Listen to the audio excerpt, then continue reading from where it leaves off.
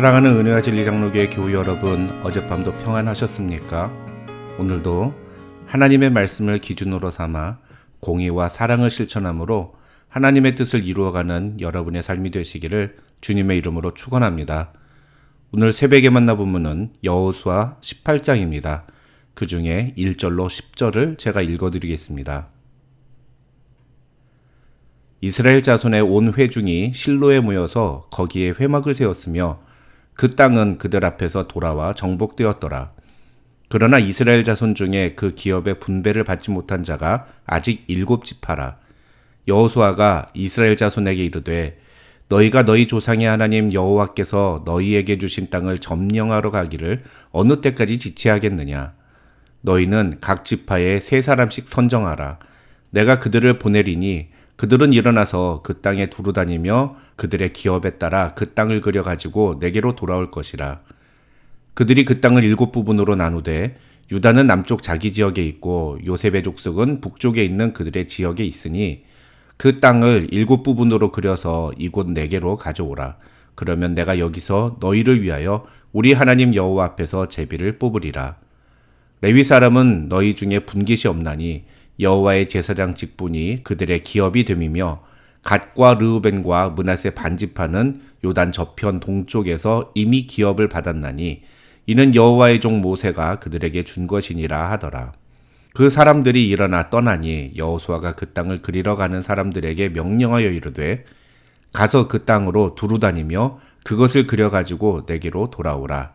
내가 여기 실로에 여호와 앞에서 너희를 위하여 제비를 뽑으리라 하니 그 사람들이 가서 그 땅으로 두루다니며 성읍들을 따라 7부분으로 책에 그려서 실로 진영에 돌아와 여호수아에게 나아오니 여호수아가 그들을 위하여 실로의 여호와 앞에서 제비를 뽑고 그가 거기서 이스라엘 자손의 분파대로 그 땅을 분배하였더라. 오늘 본문인 여호수아 18장은 1절부터 10절까지와 11절부터 28절 이렇게 크게 두 부분으로 나눌 수 있습니다. 먼저 1절부터 10절에 기록된 내용은 여호수아가 아직 가나안 땅을 기업으로 받지 못한 7지파에 대해서 책망하고 권면하는 내용이라 할 수 있습니다. 하지만 이 내용을 시작하기 전에, 그러니까 1절을 보시면 이런 내용이 추가로 삽입되어 있습니다. 이스라엘 자손의 온 회중이 실로에 모여서 거기에 회막을 세웠으며 그 땅은 그들 앞에 돌아와 정복되었더라. 이 말은 두 가지 의미를 담고 있는데, 첫째는 말 그대로 이제까지 길갈에 있었던 여호와의 회막을 실로로 옮겨 다시 세웠다는 것이고, 둘째는 이스라엘의 본진이 실로로 옮겨졌다는 의미입니다. 이것은 실로가 이스라엘 민족의 첫 번째 수도가 되었다는 의미이기도 합니다. 시내산 앞에서 하나님이 모세에게 성막을 세우라고 명령하셨을 때 성막은 이스라엘 민족의 한가운데, 즉 중심에 위치하게 하셨습니다. 그렇게 성막은 하나님께서 이스라엘 백성들과 함께 하시며 이스라엘 백성들의 중심에 계심을 상징하는 장소였습니다. 그래서 여호수아는 가나안 정복을 완료한 시점에서 성막을 가나안 땅 전체의 중심부와도 같은 실로로 옮긴 것입니다. 학자들은 오늘 본문 여호수아 18장 1절부터 10절은 분명 아직 가나안 땅을 기업으로 받지 못한 7지파에게 기업 분배와 관련된 적극적인 태도를 보일 것을 권면하는 여호수아의 모습이 핵심인데, 그런 내용을 기록하기에 앞서 온 회중이 실로에 모여서 회막을 세운 사건을 먼저 언급하고 있는 것은 여호수아서의 저자가 이 7지파가 기업 분배에 소극적인 태도를 보인 원인을 제시하는 것이라고 설명합니다. 다시 말하면 7지파가 기업 분배에 소극적인 태도를 보인 것은 바로 하나님의 언약에 대한 믿음이 약화되었기 때문이라는 것입니다.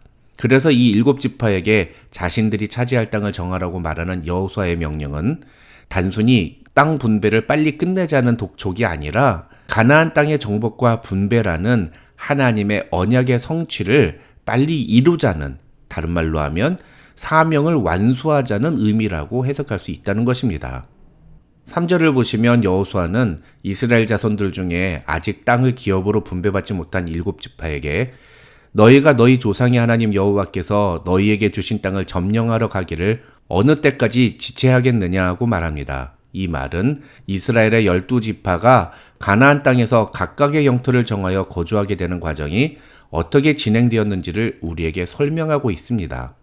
다시 말하면 이스라엘 백성들이 각 지파별로 거주할 땅을 분배받는 것은 마치 아버지가 사탕 100개를 사오셔서 자식들에게 넌 첫째니까 10개, 넌 막내니까 3개 이런 식으로 나눠주시는 식으로 진행된 것이 아니라 각 지파가 차지하고 싶은 땅을 정하고 그 땅을 점령하는 방식으로 진행된 것이라는 겁니다. 물론 유다 지파나 요셉의 자손인 에브라임과 므낫세 지파의 경우에는 여호수아가 그들이 받을 땅의 경계를 정해줬습니다.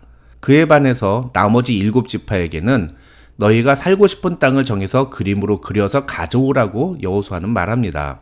그러니까 이 나머지 7지파가 거주할 땅은 여호수아가 정해주는 것이 아니라 그들 스스로가 정해야 하는 것이었다는 겁니다. 왜 여호수아가 유다 지파나 에브라임 그리고 므낫세 지파의 기업은 여기서부터 여기까지라고 지정해주고 그러면서 다른 지파들이 받을 땅에 대해서는 너희들이 스스로 정하라고 이야기하고 있는지에 대해서는 아직도 학자들이 제대로 된 설명을 하지 못합니다. 다만 학자들은 이런 내용이 결국 구원에 대한 우리의 자세를 보여주는 것이라고 설명합니다. 쉽게 설명을 드리면 가나안 땅을 이스라엘 백성들에게 주시겠다는 하나님의 약속은 우리에게 구원을 주시는 하나님의 은혜와 같다는 겁니다. 그래서 가나안 땅을 이스라엘 백성들에게 주시는 그 모든 일은 철저히 하나님의 허락과 하나님이 이스라엘과 함께 싸우심으로 주어진 승리였던 것처럼 우리의 구원도 그 모든 주도권이 철저히 하나님께 달려있다고 설명합니다. 다시 말하면 이스라엘 백성들이 가나안 땅에서 거둔 모든 승리는 철저히 하나님께서 이미 이기게 하셨기 때문에 얻은 결과임을 이야기하고 있듯이 구원도 사실은 그 모든 것이 하나님이 그를 구원하기로 작정하시고 인도하신 예정과 은혜의 결과라는 것입니다. 오늘 본문에서 여호수아가 7지파에게 요구하는 것이 바로 그런 의미라는 것입니다. 하나님이 이미 허락하신 것이니 너희가 차지하고 싶은 땅을 정해서 빨리 차지하라는 의미라는 겁니다. 학자들이 이런 해석을 제시하는 근거는 바로 2절 때문입니다. 성경에서는 기업의 분배를 받지 못한 자가 아직도 7지파라고 되어 있어서 마치 7지파는 기업 분배를 간절히 원했는데 어떤 사정에 의해서 그들이 기업 분배를 받지 못한 것처럼 기록되어 있지만 그러나 이 구절이 원래 히브리어 성경에서는 7지파는 아직도 그들의 기업을 취하지 않았다라고 되어 있다는 겁니다. 어쨌든 그래서 여호수아는 3절에서 이런 7지파의 태도에 대해서 어느 때까지 지체하겠느냐고 책망합니다. 이 말은 언제까지 게으름을 피우고 있겠느냐 하는 뜻입니다. 학자들은 이 7지파가 기업 분배에 소극적이었던 이유를 몇 가지로 추측합니다. 첫째는 오랜 정복전쟁으로 인해 가나안 땅이 이미 자신들의 손에 확보된 이상 굳이 분배의 작업을 서두를 이유가 없다고 생각했다는 것이고, 둘째는 유다 지파와 에브라임 그리고 므낫세 지파에게 먼저 넓고 좋은 땅을 여호수아가 분배하자 그에 대해 불만을 느낀 7지파들이 자신들의 의사를 밝히지 않았다는 것입니다. 마지막 세 번째 추측은 비록 유다 지파나 에브라임, 므낫세 지파의 경우에는 그들이 거주할 지역의 경계를 여호수아가 정해준 것이 사실이지만 갈렙의 경우를 보거나 또 17장에서 여호수아가 에브라임 지파에게 하는 말을 보더라도 그것을 차지하는 것은 그들의 몫이었다는 것이고, 오늘 본문에서 여호수아가 나머지 7지파에게 이야기하는 것도 바로 그런 의미라는 겁니다.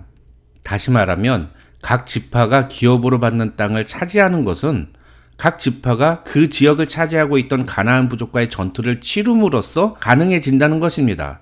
그런데 이 7지파는 유다 지파나 에브라임 지파, 므낫세 지파와 달리 그것을 지체하고 실행하지 않고 있었다는 것입니다. 저는 이 세 가지 추측 중에 이 세 번째 추측이 가장 타당하다고 생각합니다.